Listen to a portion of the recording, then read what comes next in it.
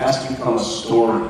It has to be a story that other people hear, and that story has to be, same thing, institutionalized. The only way to beat institutionalized hatred is to create institutionalized understanding. And so with that, I'd like to hear how your view of how this history stays alive. How do we teach it? How do we move it forward? How do we change Roman culture with it? First of all, you know it's tough to follow a preacher, right?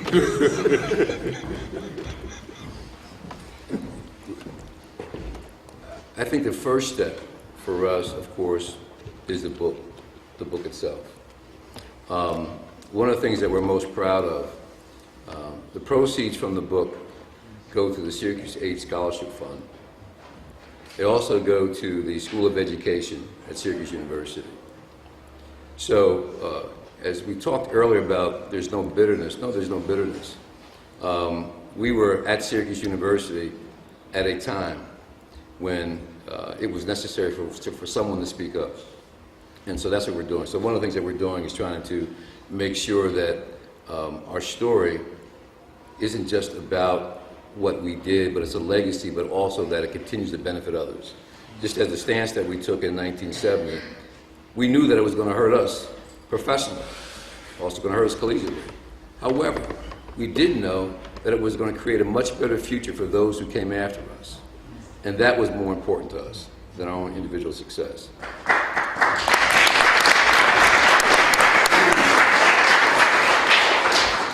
So just to piggyback on my earlier comments about looking at our biases and those type of things, I was talking to a Native American sage, and he gave me this parable that really had a big impact on me. And it's what I'm trying to do and trying to bear now. What he said was, all of us have two wolves fighting in our system. We can call one in our heart. One can be good, one can be bad. So the question was, which wolf wins? And the answer is the one that you feed. So with our legacy, we want to feed the positive wolf. We don't want to look at what happened at Syracuse and talk about what didn't occur for us or what didn't happen. We want to talk about what did happen, is that we all got our degrees. We all went on to higher education. We all had successful careers. And why can't I take that legacy and build it up with others, especially the youth, here in our country? And so I don't tell people about what happened to me or the bitter part. I talk about the legacy after that and all the good things that we can do, that we should be doing for each other on a continuous basis. Thank you so much.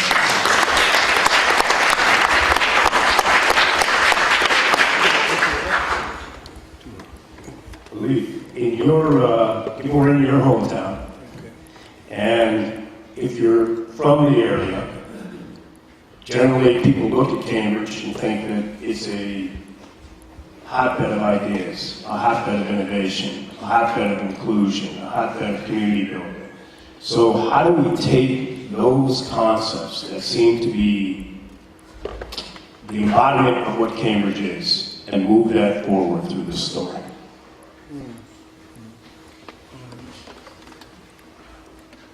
Let me say this to that. In terms of the story, as Greg had mentioned, we'd like to, everybody has a story, and there's lots of stories out there. And sometimes for young people, we want to reach the young folks. I know they get impatient. I know myself, you get impatient. You're with an elder, and they're taking forever, and you want to get to the bottom line. But what they're trying to do is teach you. And there's messages in the story. And our story, there's a message in there. Like it's okay to do the right thing. We were some young guys. And we were young now. We were 19, 20 years old. I mean, we didn't know really what life was all about. But because of us coming together, it was an empowering force for us. Doing what was right gave us, in that empowerment, the courage, as Greg has said, to stand up for what's coming before us. I remember there were people that said, especially today, I mean, students and young people, man, you gotta be crazy. All that money you could have got, you could have had this and had that. Now, I worked in the juvenile justice system. They use the N-word. You got to be nuts. I mean, wait, shoot, I would have, but there's more to it. I mean, now being a grandparent, which is something that was never on my radar. I'm thinking maybe I'd be a daddy and a husband, but to be a grandfather? I mean, that's a whole different ballgame. Now you got to think and do things for the future. And as educators, we got to create an environment that's nurturing. I mean, like the home and environment in the community. I mean, the grown-ups, we need to begin to talk and interact with each other. I mean, how do we make it better?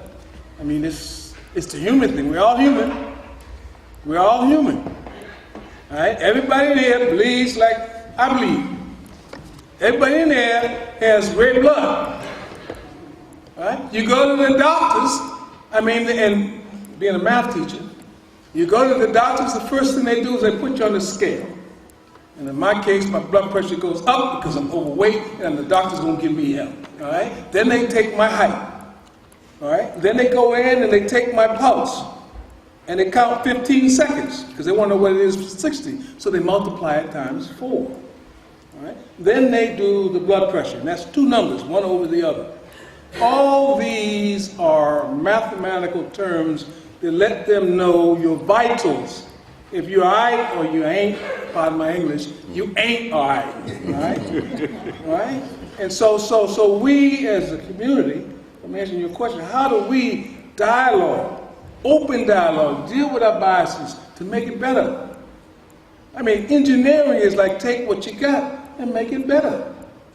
I mean, we take so much for granted. You travel the world, we go in and flick a switch and we got lights. The toilet flushes. Everybody don't have that. I mean, we were in West Africa, there was a woman with 2 children living in a cardboard box. And we coming out of a 4-star hotel. I mean, it was like my heart was just, I mean, you know, when you buy a refrigerator, you know, the modern appliance, it comes in that big box. She lived in that. I mean, and we got plenty. This is the land of plenty. We can do much better. We can do much better. I'll say it again. We can do much better.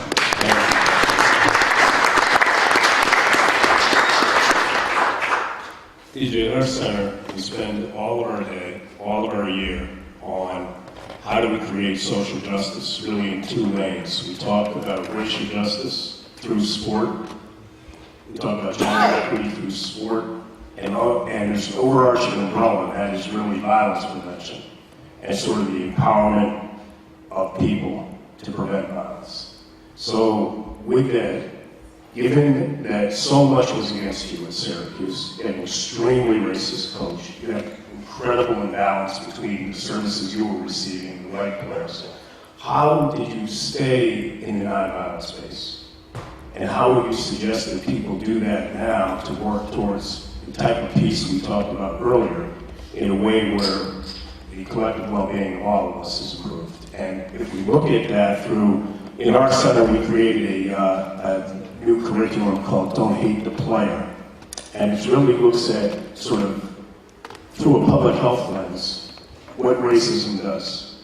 How many impulse reactions negatively it creates, not only for a population that racism is promulgated upon, but on the entire population. And so with that, how did you stay so nonviolent? How did you not go to physicality? And how would you suggest that people move forward in a way where peace can reign today, but peace can still bring change? Well, I think this brings together some of the comments that have been made by all of us earlier tonight. We were fortunate to have mentors, big brothers. Older guys, we thought they were OGs. They were only like 28, 29, 32. But as the young people today said, we thought they were OGs. But they told us that it can't get physical. And that's where we had to search our heads and our hearts to make a decision whether we were trying to make real change. Because as each one of us has said, we had the intellect, but we kind of didn't, either never tapped it, speaking of myself, or didn't tap it fully because that physical thing got us all the applause. And that was fun. But if we were going to make change, we had to make a decision, what was the right thing to do? And whether we were going to listen to men that were respected. Now, fast forward to today. I think a lot of that mentoring, men in the neighborhood, I think it's missing. But it has to be taught. Ali talked about it. It has to be taught. Starting here. And right on up, it has to be taught. And again, the emphasis has to be put on sport as character development. We always got that. You know, it was always a parallel. You can't quit practicing. What are you going to do? This was when we were in grammar school playing football. I know you're tired, but what are you going to do when you're tired of going to work, or you get to work late, or everything was a life lesson. Coming out of it. I think we have to get back to that. As opposed to a lot of what we see today is about get to the bank, to the bank, to the bank, to the bank. So I think it has to be taught, and I think men have to stand up and start teaching young men and young women the value of what sport is really about. And the dollars are important now. We didn't have that when we played sports and the thought of playing pro ball, you still had to have a job in the off season. But now you don't have to have that. But I think it has to be taught then. It's no silver bullet. Thank you very much.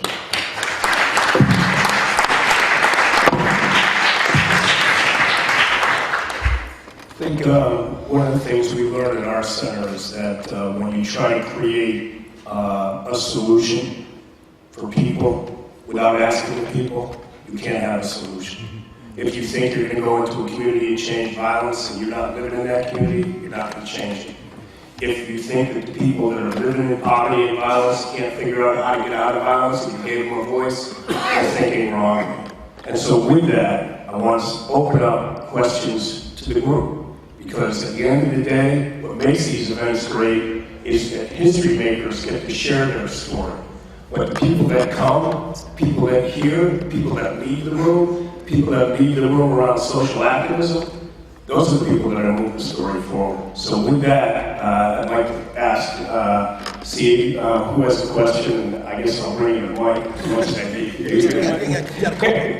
Right in front of you. Maurice? Go ahead.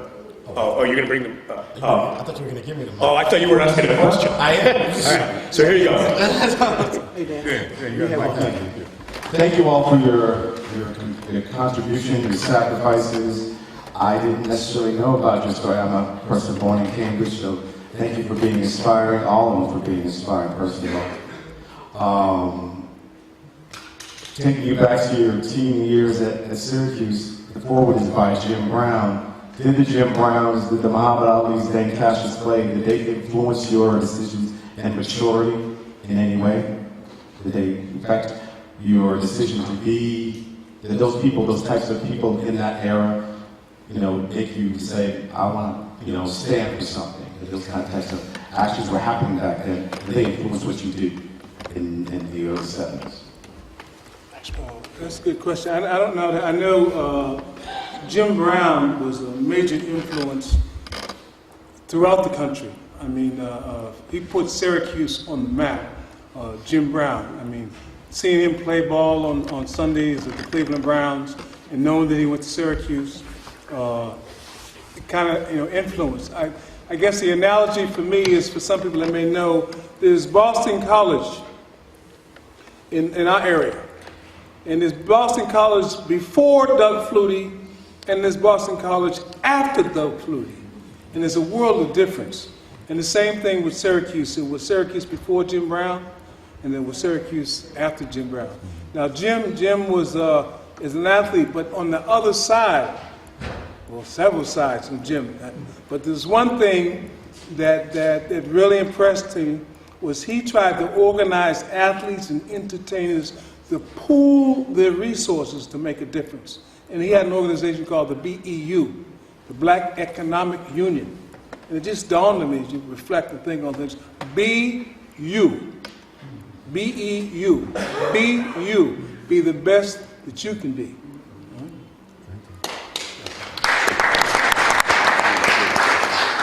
I think every right here. Ms. Monroe, Reverend Monroe. I was quite surprised to see the subject of the title of tonight's talk, because I saw my first college football game in 1950, which is the year that most of you were born, I suspect.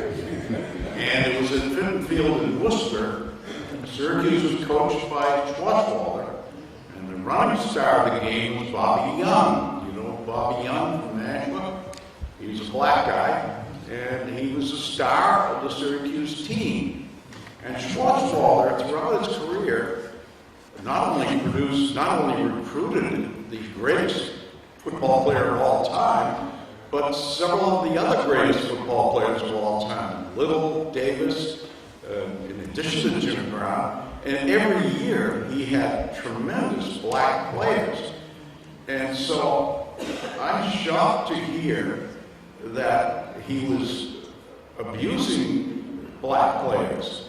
And so my question to you is, did Jimmy Brown and the others who spoke to you, did they tell you this guy's a racist, but he's the only show in town? Why is it that this man was able to get so many? He got the best black players, at least east of Mississippi, for 20 or 30 years. How was he able to do that if he was such an abusive man? That's my first question. The second is, why aren't you the Syracuse 38? What did all the white players and what did the other black players, what did they say to you? Because, you know, last year, I think it was University of Mississippi was able to stop a game because the whole team got together. Why didn't the whole team get together? And thirdly, did you contribute to Schwarzwalder's retirement? I remember he retired pretty quickly at some point, and I was wondering if it had anything to do with what you did. And finally, Syracuse has never had a black head coach, I don't think. You got one now. You got one now. They do not. Okay. Sir, you need to look at the book. But basically, how is Schwarzwalder able to get people of your quality to come to the school? First of all, I want to make sure that we dispel one myth.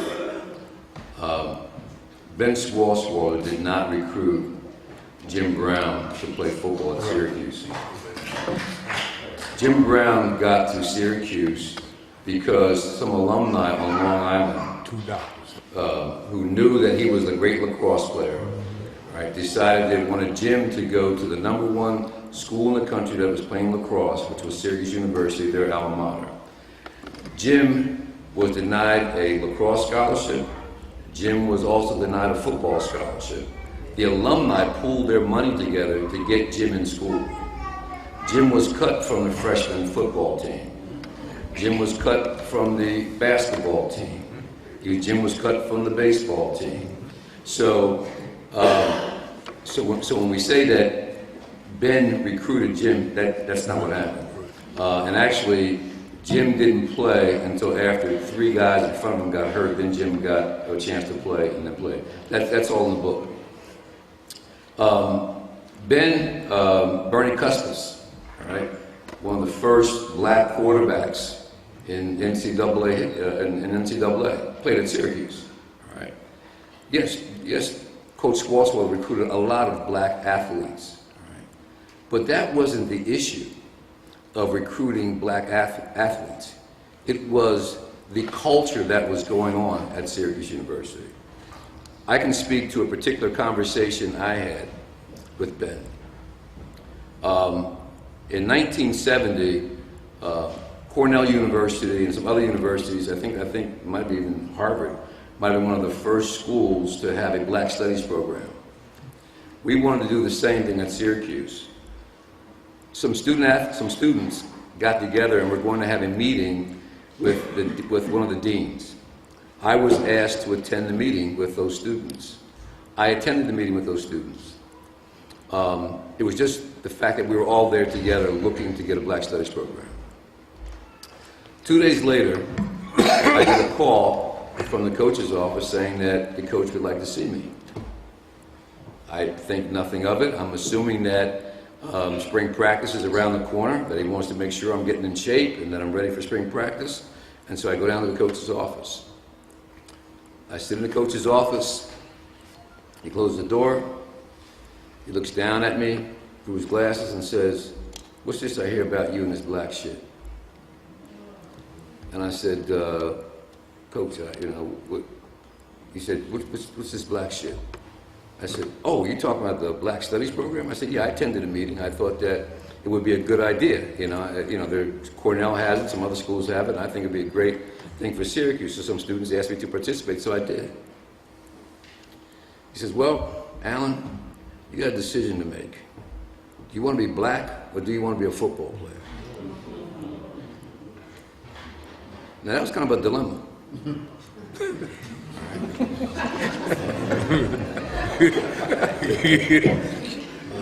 Coach,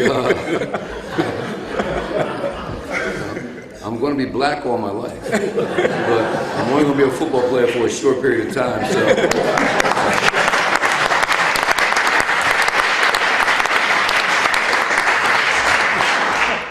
And again, that has nothing to do with Ben recruiting, because Ben recruited me also, all right? It had to do with what was going on at the time at the university, the institutional racism that was there. And so that's just one example. And went beyond that. When you ask about what were the other white ball players doing at the time, well, quite frankly, they felt offended that 8 African American students and athletes take or had the nerve, I guess, to boycott football without seeking their permission. And for us it was, well, I don't need permission to stand up for my rights. All right? I don't need permission for that. And so, no, they did not participate with us in the boycott. And as we sit here and talk, I have no malice toward Ben Schwartzwalder. Ben Schwartzwalder was also a product of his time. If you read the book, his background, he was from West Virginia. Ben also served in a segregated army. All right? He was a captain, he was a war hero, and I applaud him for that. His efforts in World War II made it possible for me to boycott. And so I have no malice toward Ben Schwartzwalder, the man. Right? My issue was with Ben Schwartzwalder, right, who helped perpetuate institutional racism. And that's where we came apart. So.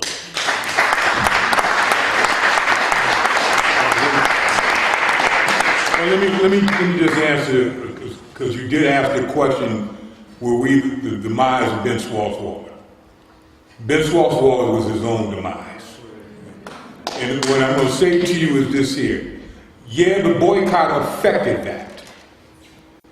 But in the place of, also in recruiting, Ben recruited a number of black all-star athletes, but he recruited them one at a time. Okay? One at a time. You had one every 4 years. You didn't have 5 and 6 at a time. You had one every 4 years. Okay? So, yeah, he did break the barrier, but he was cautious about how he broke that barrier. Okay? Singh didn't go to Maryland because they found out he wasn't Indian, he was black. Maryland just apologized several years for doing that. So the other piece is, when Ben retired, Ben was asked to retire by the university. He had 2 options: be fired or retire. Because what happened is, most schools use the Syracuse 8 against Syracuse by recruiting black ball players. When a black ball player said he was going to Syracuse, the coaches said, "Why would you go there? Didn't you see what they did to the Syracuse 8?" That was a blanket over them now. Ben had to go. People don't know this. As a matter of fact, we just heard this recently. When they built the Carrier Dome, Ben Swartzwell was at that dedication. Ben came back with a couple of people and Dr. Rick Wright. And when he said to Dr. Wright, he told us, what, 2 years ago when we did the book signing? He said, Ben asked him the question. He said to him, Dr. Wright, I handled 1970 wrong. He knew he could have fixed that. But his stubbornness was not going to allow that to happen. That's what we talk about change. He didn't want to own up.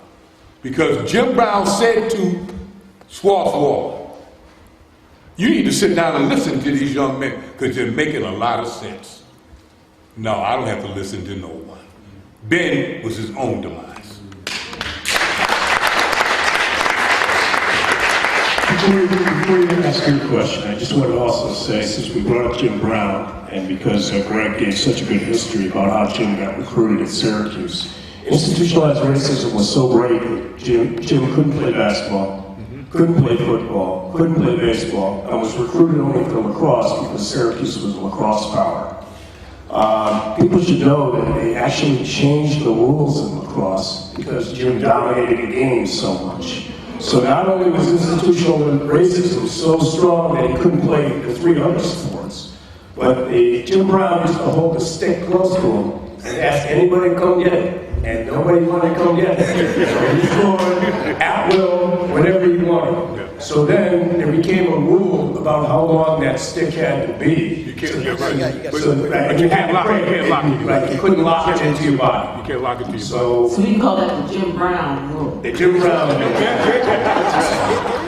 So anyway, sorry to cut your question off. Go ahead. So, can you hear me? Yes. Gentlemen, your story is inspiring to every athlete in the NCAA, certainly. We are inspired by your story. As to information,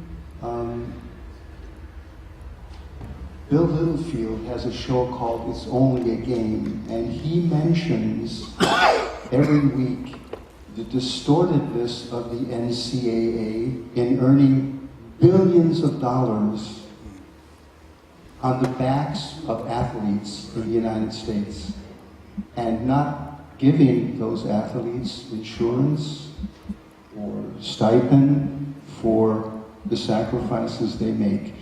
Would you be willing to say something to this problem with the NCAA and the fact that the athletes do not profit from the efforts they make in their sports? Absolutely. I would just say very quickly, I mean, there's a lot that you can speak in relationship to that question. But to be frank with you, in real, it's just modern day slavery. By another name. Okay? I mean, when these young people, I mean, we got $15 a month at Syracuse. It was called laundry money.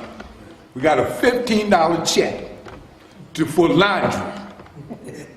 Okay? That was the gimmick. Now, you can do a lot with $15. Authorized with the NCAA. Yeah, that was authorized, right. So, I mean, I think Shabazz Napier for UConn exposed them big time. When he talk about go to bed hungry, he going, traveling around this country, get back to his campus, can't get a meal. But they making millions off of these people, young men. I mean, it's a tragedy. I thought something was going to happen when who was trying? Northwestern was trying to unionize. I thought, yeah, it was going to finally happen. That fell apart. And then, you know, with Kareem is doing, because most athletes don't read their letter of intent. The little small print, we own your likeness. They don't even know it's in there because they don't read it. So what you have right now is, I mean, you've seen a number of photographs where they showed the young men getting ready to do their whatever it may be. They got them stripped down to their shorts and stuff. It's slavery. Only thing missing is the chains around their necks and their ankles. So, you know, once again, it's sad. It's so sad that this is supposed to be a modern society. It's still in the cave. Because because you're taking a human being and you're making money off of another human being, and it doesn't faze you at all. Man, I'm getting sick right now. Because it's sad that we have to even be talking about this today. And it's more prevalent today because there's so much money now. And all you do, and then that makes it even worse, these kids ain't getting their degrees. They can't come out here, can't bag groceries. You gotta have at least something to be able to count change.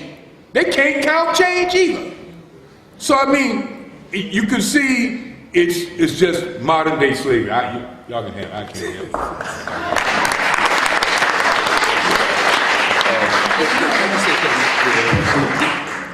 it. Just to piggyback on John's comment, I live in Chicago, and when the Northwestern players were starting to unionize, I was mentoring a young man who was on the Northwestern team.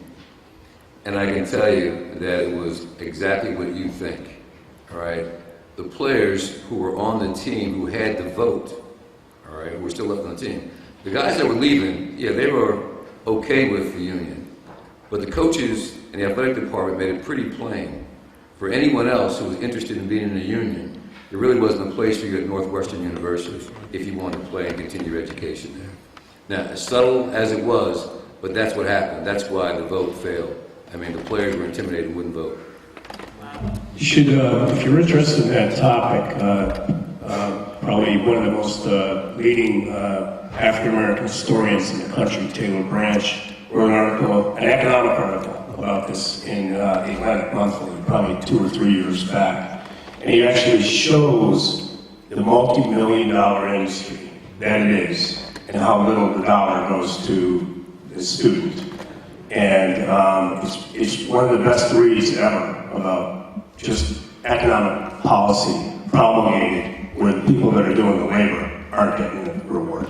So, Ben, I think you're a lady over here. On the right.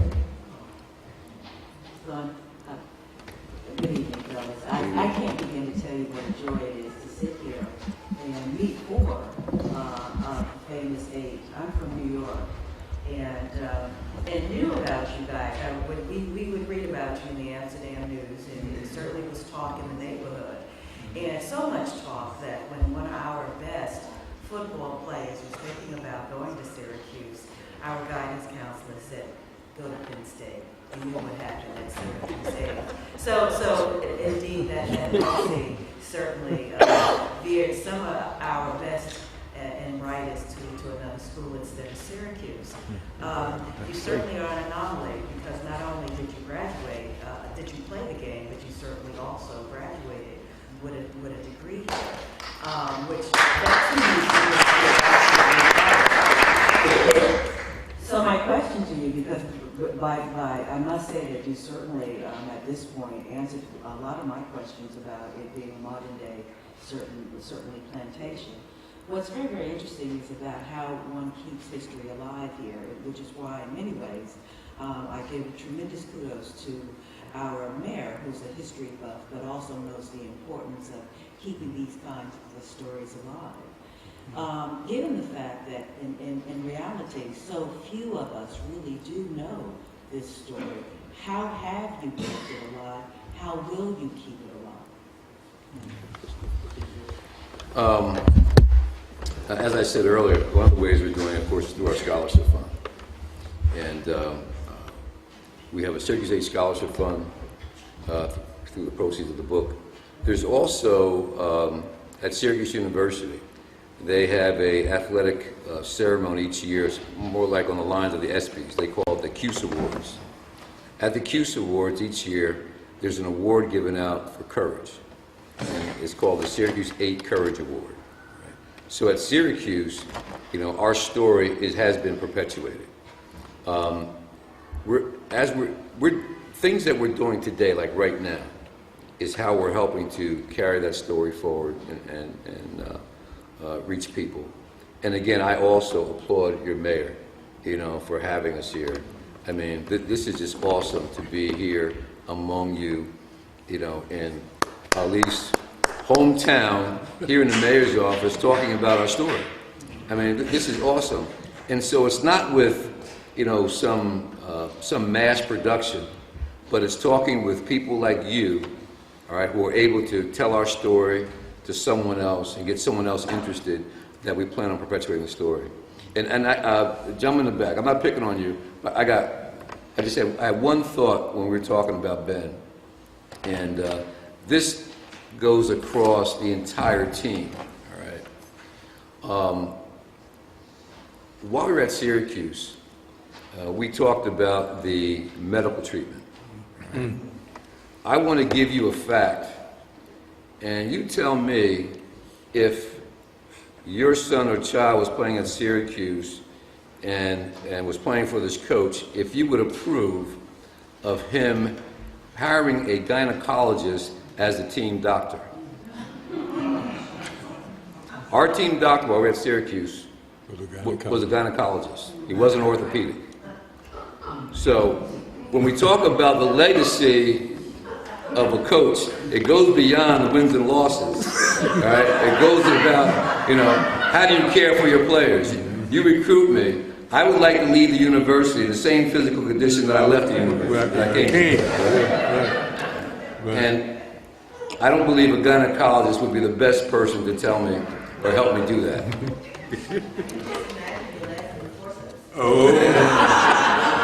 Let me tell you, we all had some experiences. When you walked into that room, I walked in one time and I slowly backed out because I realized he didn't know what he was doing, okay? But to answer your question in relationship to... She's talking about the stirrups. Yeah, I knew she talking about... No, I ain't, no. I wasn't on no stirrups either.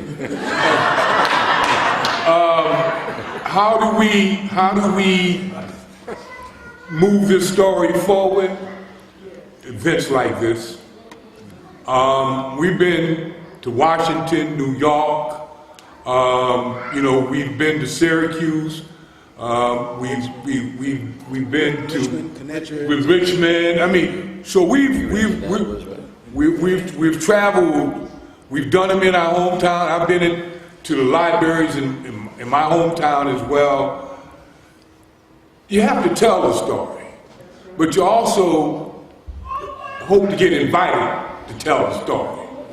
So, I mean, your mayor here, it was 6 months ago, we was at his retirement party, Ali's, and some nice stories got told about him, that he finally gave up that $10. But that's how we function. But we also do cable.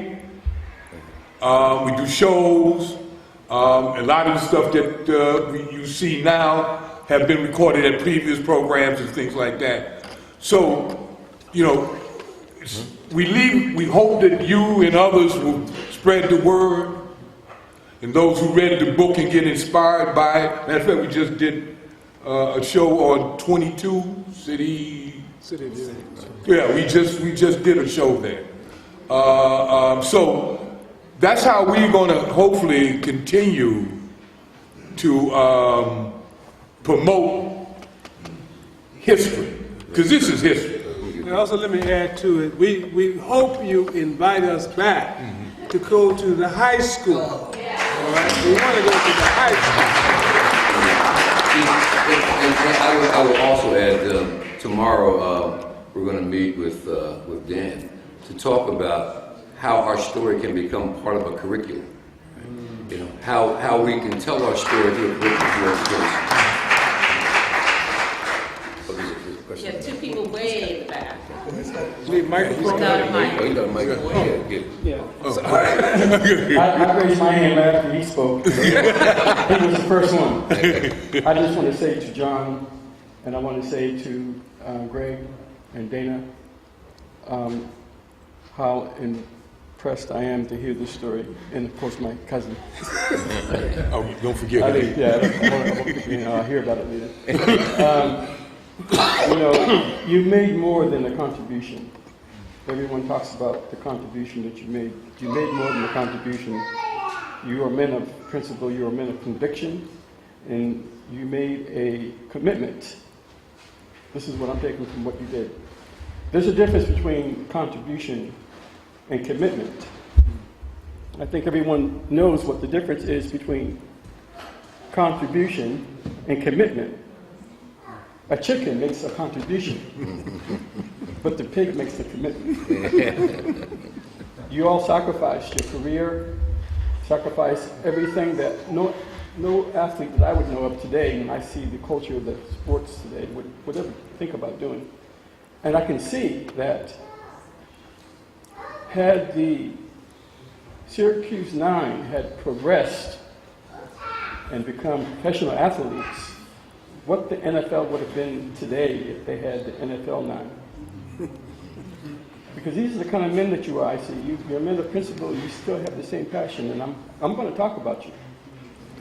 And I'm hoping that this is a story that will continue to grow. All of our athletes need to know this. Not only all our athletes, but all of our people need to know this because they need to see what commitment does. We can make contributions. I'm sure we all have made contributions in our several communities and our families and so forth, but we need men of commitment. And I want to thank you for the commitment that you've made. Thank you.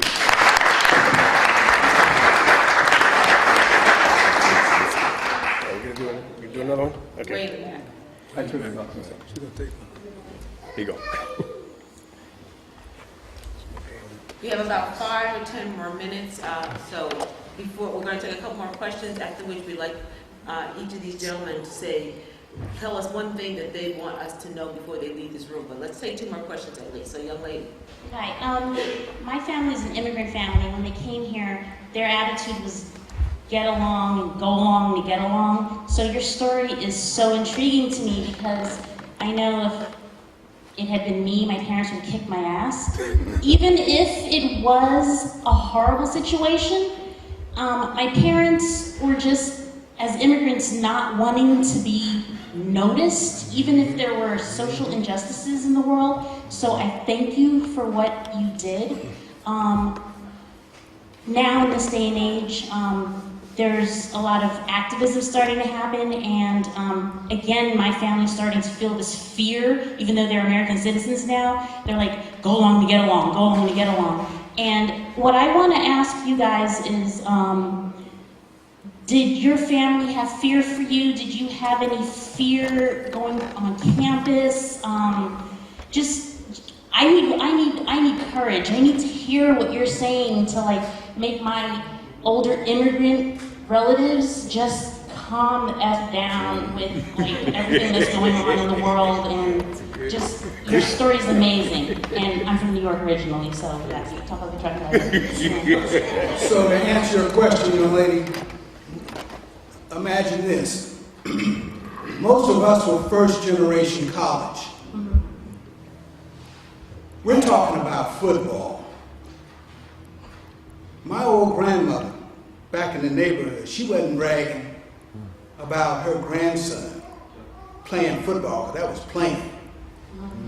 What she bragged about was, my grandbaby goes to college.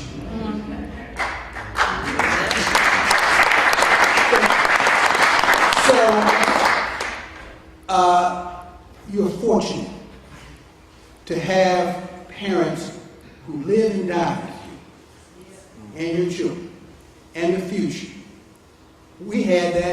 as well.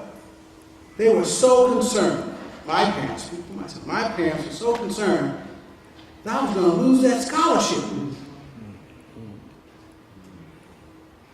Had to explain to them, I had to promise to my father that no matter what happened, I'd graduate from college. Because like these guys, after I'd been there for a semester, oh, I can do this, academic. Yeah, they were concerned I was going to lose that scholarship. So I can remember the conversation I had with my father. He called me on the phone and, he said, "What are you doing?" And I went on about all the inequities, all the racism. He let me finish. He said, "Daniel, you telling me I've already lived it? You're in college. You listen to me. When you're 40, you're going to need that college degree." Click.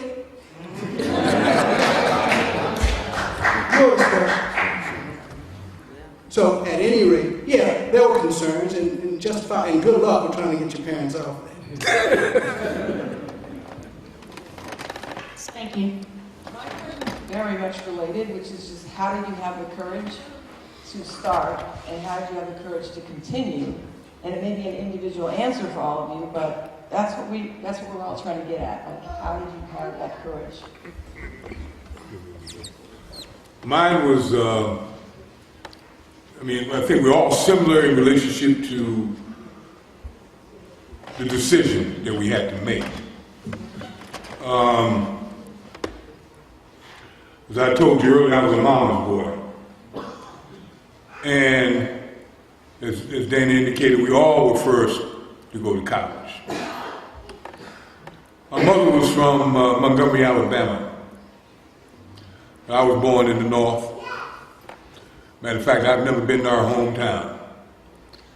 Even then, she feared that if I went, I would die because I would not understand. That question came forth. I made a phone call from my dorm, and I called home and I said to my mother, I said, "These people crazy up here. And I don't know what I'm going to do." But a mother's wisdom, not a conversation. Then come home. I said, "What?" She said, "Then come home." If I didn't feel safe there, I could feel safe at home. My uncle came in and she was talking, he told my mother, he said to me, "I'll be up here tomorrow to pick you up." I hung the phone up. Took me 5 minutes to recognize. I called home and said, "I'm not coming." Because it was my junior year, it was these guys' senior year. It was my junior year. I knew if I left, I would never come back, nor would I get my degree. Took 5 minutes though. And once I called back and said, "I'm not coming," that was the end of the conversation. But I had heard what I didn't think I was going to hear. Come on.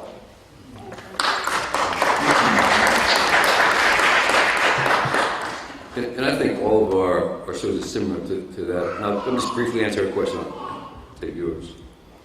No, I just want to finish. He wants to finish. Yeah.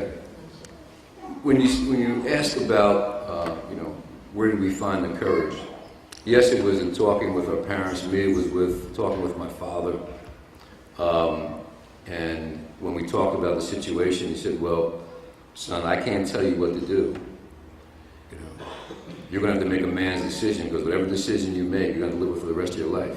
And I can't make that decision for you." But my father had one mantra as we were growing up. He said, "You never quit anything that you start. Never quit anything that you start." And I knew after that conversation, when my father said I had to make a man's decision, I knew what decision he wanted me to make. That you can't quit, son. we don't quit. And I also knew that I had the support of these brothers here also. On my own, I don't know, but with the support of my family and with support of my friends, we talked about friends and real friends, and you talked about commitment. I knew that if I decided this, if I had the courage to stay, that I was staying with other committed brothers who were committed to the same ideal I was. And that made it a lot easier. I know, gentlemen. This is not a question, but Ali hired me 24 years ago, and he's one of the most Afrocentric pro-education brothers I have ever met.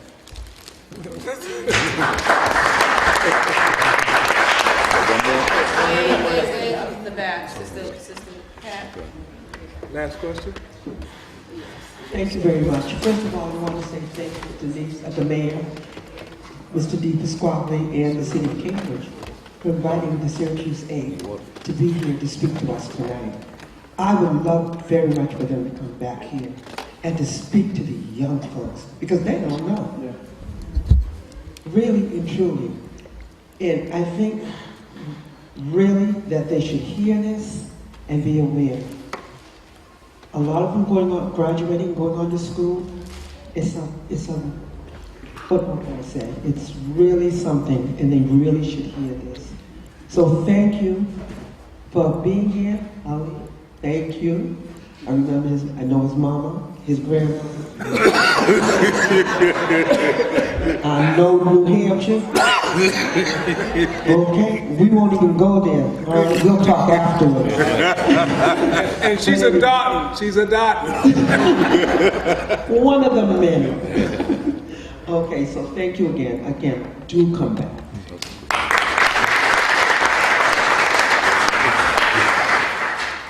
It's getting, we're trying to. Hopefully this will close a couple of comments. When you were saying how Flutie changed BC and how Jim Brown changed Syracuse, I would like to add Patrick Ewing changed Georgetown, and will continue to do that in his new position. I think it ought to be said as part of the legacy, not just to brag, but to make the point you all are making. We see that happening right now in that troubled school program, and I think that was an important part of all this. I was thinking about that a lot. The one thing that I wanted to say about the city, to bring it back to the city, and the importance about bringing it back to the youth, as the city gentrifies and as the neighborhoods change, I would like to remark that one of the places that still has the old Cambridge happening in the way we're talking village and community is through the youth athletic programs. If you go to the playing fields, if you go to Hoyt, or you go to, all the different playing fields on a Saturday or Sunday, throughout all the years, or throughout the season of the year, you will see the soccer team, or the football team, or the baseball teams, and some of the people in this room are part of making that thing happen. And what I'm suggesting is how important you're talking about how social justice, Dan, is important, and how you can combine that with athleticism. I think there's tons of work that can be done. This place is ripe for continuing this story at the high school, at the middle school, and what they now call the upper school. So it really should be happening, and it should be happening through all those centers, and because the lessons are really loud and clear. This is a question, and I aren't quite sure how to frame this. What happened to you all because of your courage and your conviction, the end of your sort of athletic career? I mean, I find it ironic that you all have been such great successes in the life that you pursued afterwards. And given the racism that was pervasive in pro football at the time and continued college football, I mean, I'm thinking as I was reading at home, preparing to come to this thing and seeing all your stories, and look at these, look where these guys are, look what they've done, look what they've achieved. Would there have been that much success, not because of your talent, don't misunderstand what I'm saying, not because your talent couldn't have, but the capacity not to be chosen. it's almost ironic. I just want you to sort of maybe comment on that it might have been, had this never happened and you've gone on to a fledgling career, given what the lack of opportunities for your capacity to get played out, might not have been such a great turnout. Am I framing it right? You understand what I'm saying? Does that make sense? I mean, not to reward the institution. Our experience, I'll speak for me. Our experience with Syracuse 8 was only a primer for what was to come.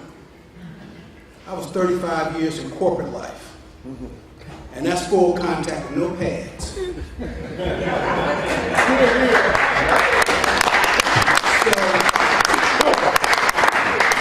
And most of that time, now I got a couple of crumb snatchers I got to feed. Syracuse 8 was just me. So that wasn't the end of something. For me, the Syracuse 8 experience wasn't the end. It was the beginning of something. A life of challenges. But I was up to it. I felt I was up to it. Because what doesn't kill you makes you strong.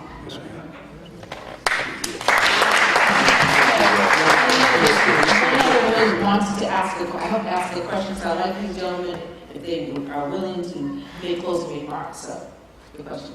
I'm going to ask one last question. I met you guys before. Yeah. Big fan, Syracuse alumni. Big reason why I ended up going to Syracuse, so thank you. So I read your book twice now, and it's my second event with you guys. And I did have a question. I think I know the answer just based on what I've read about you guys. But if you could go back knowing what you know now, would you still have done what you did? Wants to jump in? Yes. Yes. Yes, absolutely. I mean, All right.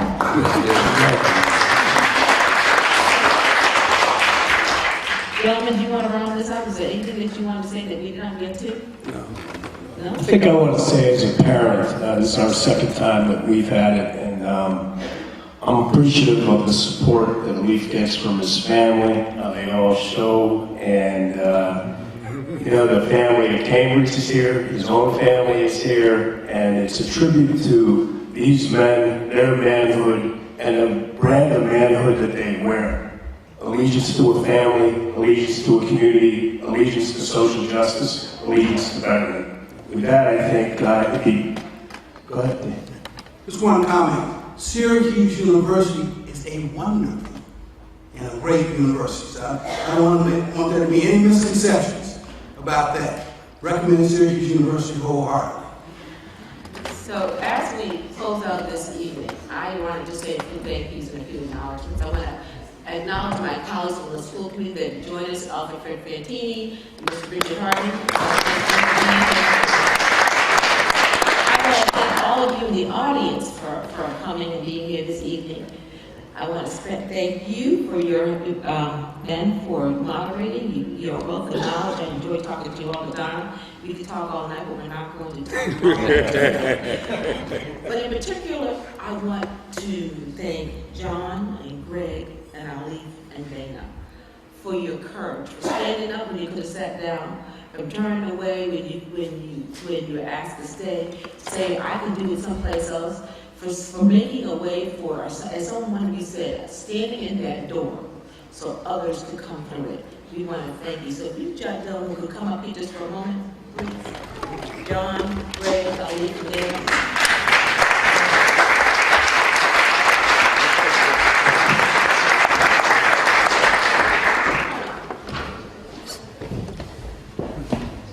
On behalf of the city of Cambridge, I just want to give you a small token of our appreciation.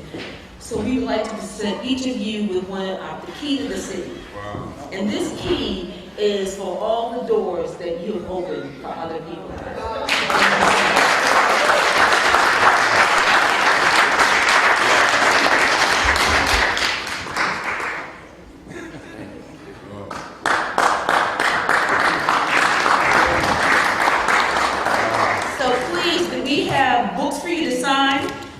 I'm getting my book signed right now. The gentlemen are going to go into the mayor's parlor, so please, there's still some refreshments left. Please purchase a book. and let these gentlemen sign your book. Like Sister Pat said, we're going to try to have them come back to us again. They will then go into the parlor and they'll be there so that they can sign your books. I also want to say a special thank you for Imam Kali Mahdi. He donated books so that each one of the Cambridge Public Library branches will have a copy of those that are taken for. Imam, I want to thank you so very, very much. Thank you all for coming and have a very, very good night.